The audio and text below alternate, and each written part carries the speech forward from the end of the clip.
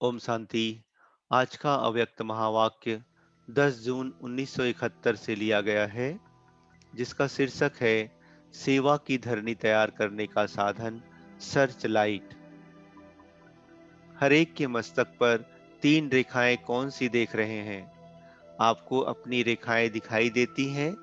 जैसे बाप के यादगार चित्र में सदैव 3 रेखाएं जरूर दिखाते हैं, ऐसे ही हरेक शालिग्राम के मस्तक पर 3 रेखाएं कौन सी दिखाई देती हैं?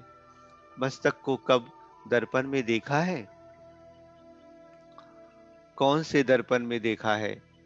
हरेक के मस्तक पर एक रेखा व निशानी विजय की निशानी है। विजय की निशानी होती है त्रिशूल। त्रिशूल मन वाणी कर्म तीनों में सफलता की निशानी, विजय की निशानी है।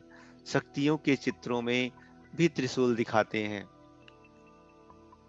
तो हरेक के मस्तक में यह विजय की निशानी त्रिशूल है। त्रिशूल के ऊपर दूसरी रेखा व निशानी है बिंदी।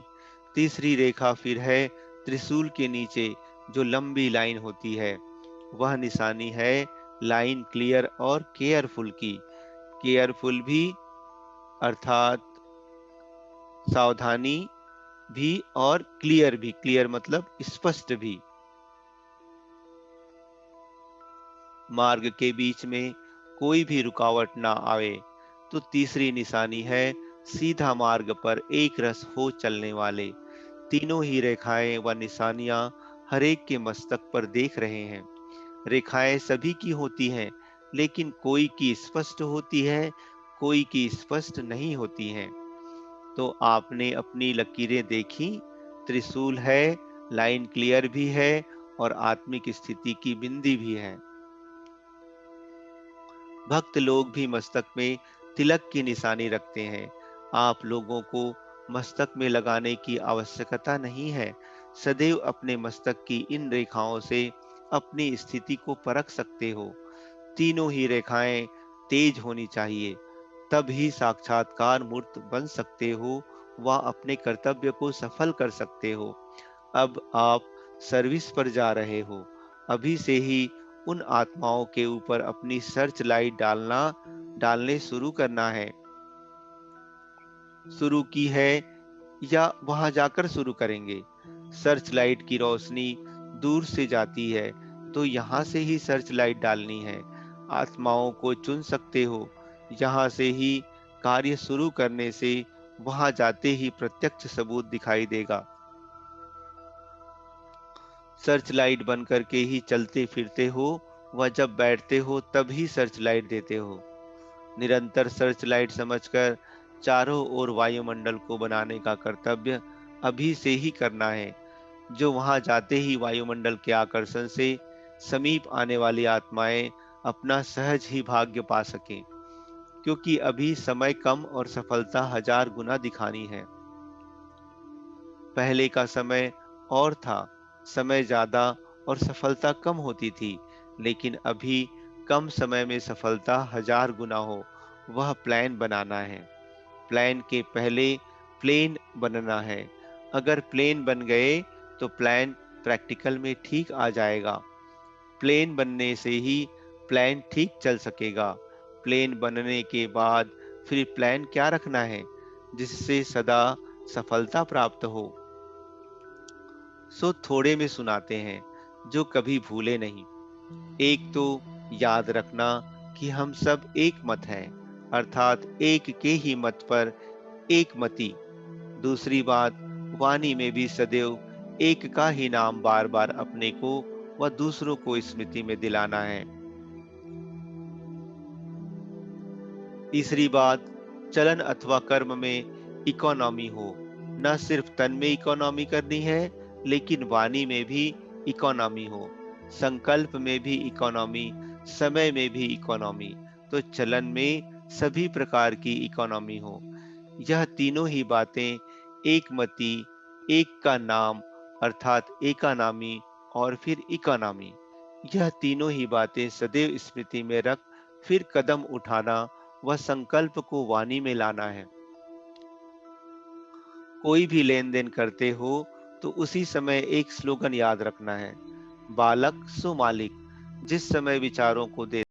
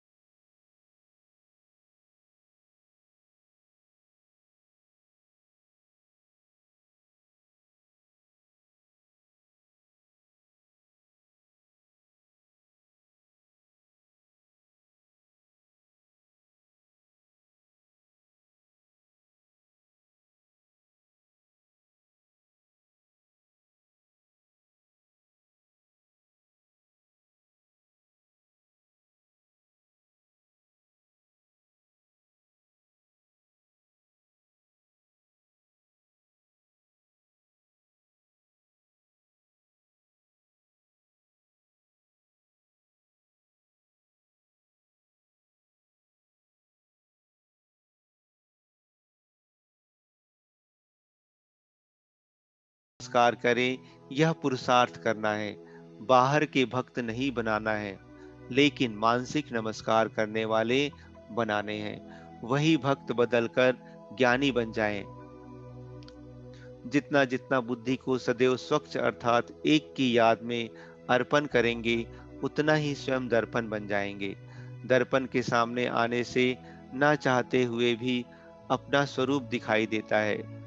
इस रीति से जब सदैव एक की याद में बुद्धि को अर्पण रखेंगे, तो आप चैतन्य दर्पण बन जाएंगे।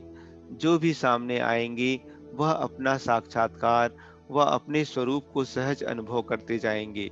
तो दर्पण बनना, जिससे स्वतः ही साक्षात्कार हो जाए, यह अच्छा है ना। दूर से ही मालूम पड़ता है ना कि कोई सर्च लाइट है। भले कहाँ भी, कितने भी बड़े संगठन में हो, लेकिन संगठन के बीच में दूर से ही मालूम पड़े कि यह सर्च लाइट है, अर्थात मार्ग दिखाते रहें। आप लोग नॉलेज और याद की सर्च लाइट द्वारा मार्ग दिखलाने वाले सर्च लाइट हो। और जब दृढ़ संकल्प करके जाते हैं, तो संकल्प से स्वरूप बन ही जाएंगे। संकल्प है कि हम विजयी रत्न हैं, तो स्वरूप भी विजय का ही बन जाता है। वाणी और कर्म ऐसे ही चलते हैं। संकल्प के आधार से विजय कर्म में भरी हुई है। विजय का तिलक सर्विसेबल आत्माओं को लगा हुआ है। सर्विस अर्थात विजय का तिलक लगा है। यह सर्विसेबल ग्रुप जा रहा है ना, जिसका एक सेकंड व एक संकल्प भी सर्विस के सिवाय ना हो, वह है सर्विसेबल। ऐसा ग्रुप है ना। जब खास सर्विस पर जाते हैं, तो अपने ऊपर भी खास ध्यान देना होता है। यह साधारण सर्विस नहीं है, लेकिन विशेष सर्विस है। साधारण सर्विस करते हो तो साधारण स्मृति रहती है। जब कोई भी विशेष कार्य करना होता है, तो विशेष याद रहती है।